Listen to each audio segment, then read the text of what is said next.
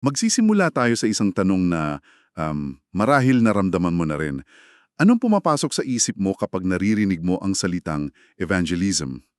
Kasi sa totoo lang, para sa marami, at aaminin ko minsan para sa akin din, may kasama yung kaba, isang bigat. Oo, yung pressure, no? Oo, yung pakiramdam na parang may performance kang kailangan gawin, tapos baka bumagsak ka.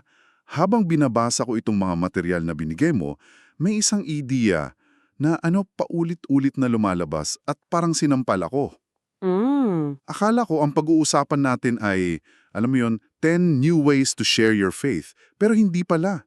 Ang pinupunto pala ng lahat ng ito ay baka mali yung mismong tanong na tinatanong natin. eksakto. Binabago nito ang buong laro, di ba? Kasi ang tanong hindi na paano ako mag-evangelize ng mas efektibo. Oo, Ang tanong na inilalatag ng sources mo ay sino ba ako na dahil sa identity ko, natural na lang na lumalabas ang ibanghelyo sa buhay ko. Ang pinag-uusapan natin ngayon ay isang napakalaking pagbabago ng pananaw mula sa pagtingin sa evangelism bilang isang gawain, isang item sa to-do list, isang task. isang task, tama, patungo sa pag-unawa rito bilang isang natural na resulta ng kung sino ka na kay Kristo. Hindi ito tungkol sa technique eh. Tungkol ito sa identity. Okay, sige, haymay natin yan. Kasi inilalarawan sa mga source yung tinatawag na modern distortions of evangelism. Hmm. At grabe, relate na relate ako dito. Hmm.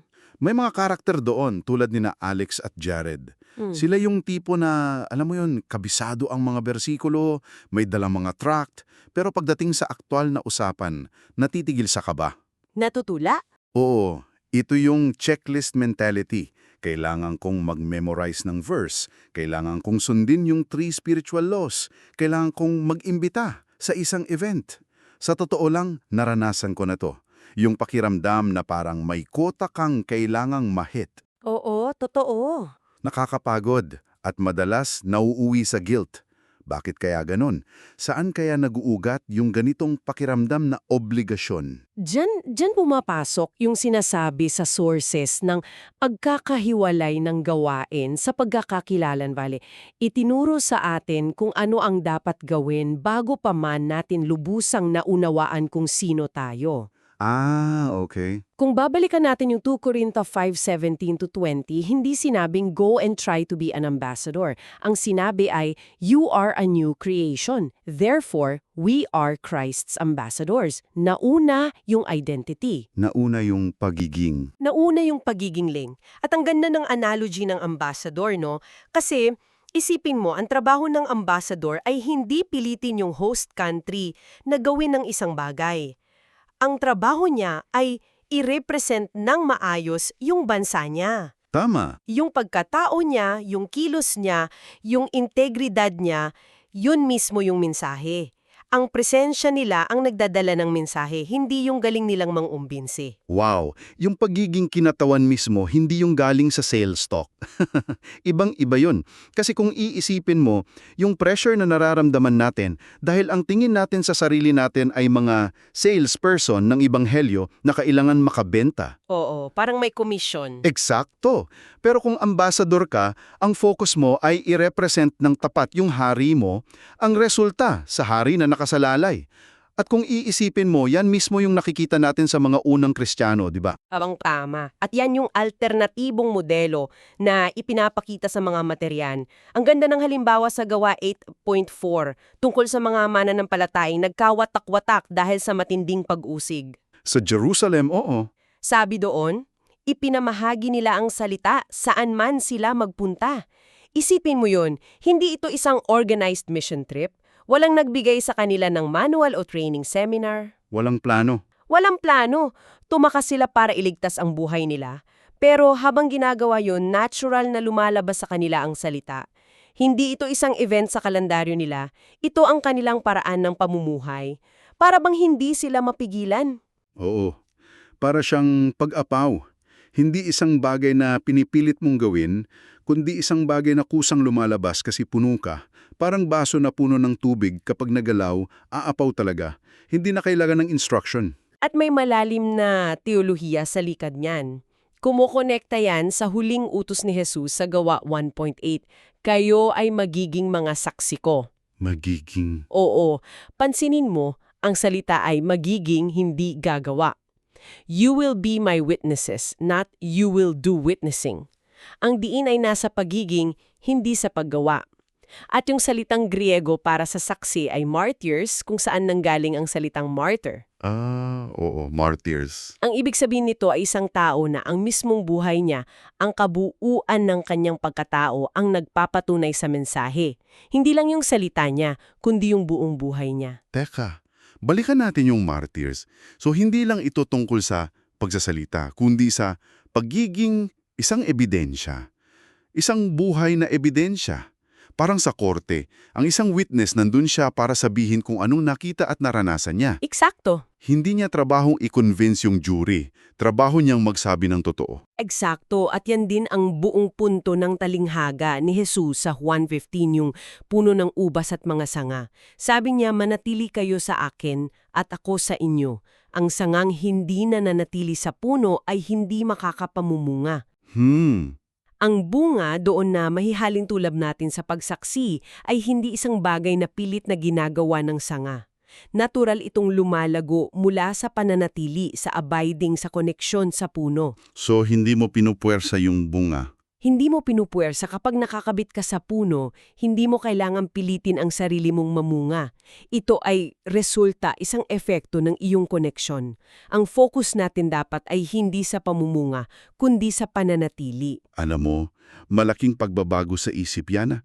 Kasi ang karamihan sa atin ng focus ay paano kung mamumunga? Nag-aalala tayo kung sapat ba yung bunga natin. Oo. Pero ang sinasabi pala ni Jesus, ang trabaho mo ay manatili, kumonekta. Yung bunga, trabaho ko na yun. Wow! That takes so much pressure off. At para maging konkreto ito, tingnan natin si Pedro. Grabe yung transformation niya, di ba? Bago ang Pentecostes, duwag siya. Itinatwa si Jesus ng 3 beses sa harap ng isang aliping babae lang.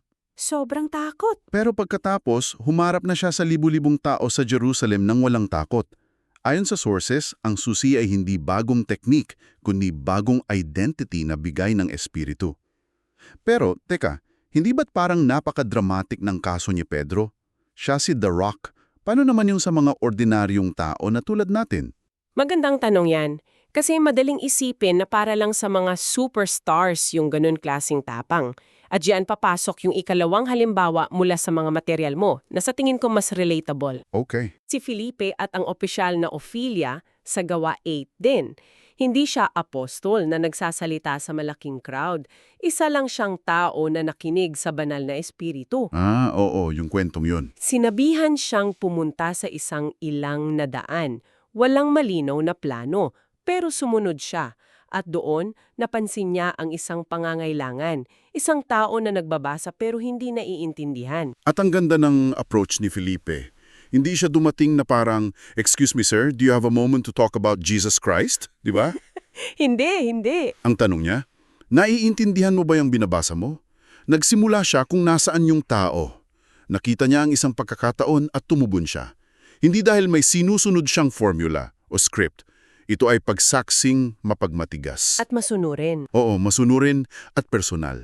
Ito yung natural na daloy ng buhay ng bawat mananampalataya na nakikinig sa Espiritu Sam. At kung ikokonekta natin ang dalawang kwento, si Pedro at si Felipe, ang common thread ay ang banal na Espiritu.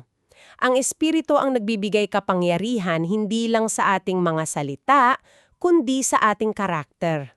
Sa pagkatao. Sa pagkatao, sinasabi sa Galatia 5 na ang bunga ng Espiritu ay pag-ibig, kagalakan, kapayapaan, pagtitiis, kabutihan. Ang mga katangiang ito ang lumilikha ng isang kapaligiran kung saan ang ebanghelyo ay hindi lang naririnig, kundi nagiging kapanipaniwala. At sinasagot nito yung tanong ng modernong panahon na binanggit sa source, di ba? Na ang tanong ng mga tao ngayon ay, hindi na lang kumbinsido ba ako sa argumento mo? Oo, hindi na yon. Kundi, tunay ba yan sa buhay mo? Sa isang mundo na puno ng skepticism at marketing, mas mabigat ang timbang ng pagiging totoo kesa sa pagiging tama lang sa argumento. Oo, Mas madaling makipagtalo sa isang argumento pero mas mahirap i-dismiss ang isang buhay na binago. Totoo. Yung pagiging mapagmahal mo sa isang katrabahong mahirap pakisamahan, yung kapayapaan mo sa gitna ng krisis, yung pagtitiyaga mo, iyan ang nagiging plataporma kung saan ang mga salita mo tungkol sa ebanghelyo ay nagkakaroon ng bigat. Okay, malinaw sa akin yung teolohiya. Ang ganda. Pero maging practical tayo. Kahit alam na natin to, nandiyan pa rin yung takot. Yung mga pader na pumipigil sa atin. Direktang tinutukoy ng mga material yung mga karaniwang hadlang, takot na ma-reject, pakiramdam ng kakulangan o hindi ako qualified, at yung pressure na kailangang itong gawin ng perpekto. Iyan ang totoong laban para sa marami sa atin. So, we get the theology, but the fear is real. Paano natin malalampasan to? At hindi minamaliit ng mga source ang mga takot na yan. Totoong mga yan Ang solusyon na inaalok ay hindi isang bagong teknik para maging mas matapang, kundi ang tinatawag na identity-first lifestyle. Okay, ano yun? Hindi ito tungkol sa try harder, kundi go deeper. Sa halip na sikaping maging mas magaling na saksi, ang paanyaya ay palalimin ng relasyon kay Kristo. Binabanggit doon ng isang practical na ehersisyo, yung tinatawag na identity audit. Identity audit? Medyo technical pakinggan. Anong itsura niyan sa totoong buhay? Simple lang ang konsepto, isa siyang pagninilay. Paglalaang ng oras para tanungin ang sarili mo, ano ba talaga ang kinakatakutan ko sa pagbabahagi? Na isipin nilang weird ako, na masira ang friendship, na baka wala akong masagot. Yung mga totoong takot? Oo, pagkatapos, itatapat mo yung mga takot na yan sa kung ano ang sinasabi ng Diyos tungkol sa'yo. Halimbawa, kung ang takot mo ay, hindi ako sapat, ang katotohanan ng Ebanghelyo ay, in Christ, you are made sufficient. Okay. Kung ang takot mo ay rejection, ang katotohanan ay, you are fully accepted in the Beloved. Ang layunin ay palitan ng mga kasinungalingan na pinaniniwalaan natin ng mga katotohanan ng ating identity kay Kristo. Hindi ito one-time fix, kundi isang patuloy na proseso. I see. So, hindi ito tungkol sa pag-ipon ng lakas ng loob, kundi sa pag-ugat ng mas malalim sa kung sino ka na talaga. At may isa pang practical na hakbang doon na nakakuha ng pansin ko, yung gospel testimony exercise. Oo, maganda yan. Na ideya ay isalaysay ang iyong kwento, pero ang bida ay si Kristo, hindi ikaw. Kasi madalas, pag sinabing testimony, ang dating ay, dati akong ganito kasama. Pero ngayon, dahil sa pagsisikap ko, naging mas mabuti na ako. Parang success story natin. Oo, nagiging isang moral improvement story na lang. Eksakto. Pero ang mungkahi ng exercise na ito ay baguhin ang framework. Sa halip na ako dati versus ako ngayon, ang focus ay narito ang kalagayan ko noon, basag, nawawala, at narito ang ginawa ni Kristo para iligtas at baguhin ako. At narito kung paano niya ako patuloy na binabago ngayon. Ang layo ng shift. Kita mo yung shift, ang bida ay siya. Ang kapangyarihan ay nasa ginawa niya, hindi sa galing ko. Ang layunin ay baguhin ang isip mula sa kailangan kong magtagumpay sa usapang ito, patungo sa ako ay isang saksi sa kanyang ginawa at siya ang kumikilos sa pamamagitan ko. At naialis yung bigat sa balikat mo. Oo, na ibabalik sa kanya. Tamang-tama, ang buong pagbabago ay mula sa performance-driven anxiety patungo sa identity-driven confidence. At linawin natin, hindi ito kumpiyansa sa sariling kakayahan, hindi ito pagyayabang. Hindi. Ito ay kumpiyansa sa kung sino ka kay Kristo. Kumpiyansa sa katotohanan ng Ebanghelyo at kumpiyansa sa kapangyarihan ng banal na espiritu na gumagawa sa iyo at sa taong kausap mo.